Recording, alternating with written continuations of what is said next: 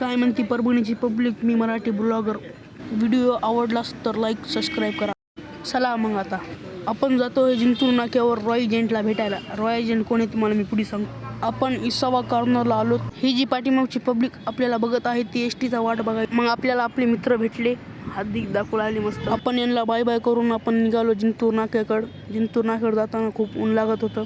आजूबाजूची पब्लिक खूप बघू लागली. मग त्याचं आपण ऑटोत बसलो. ऑटोवाले भया ओळखीचेच होते. आपण गणपती चौकात आलो. गाडी गिडी समजे चढ बंद होते. पब्लिक खूप अपाट होती जिंतूर नाक्यावर आपण आले. आता रॉय एजंट कोणी तुम्हाला दाखवतोच. रॉय एजंट माझ्या मित्राचं नाव आहे.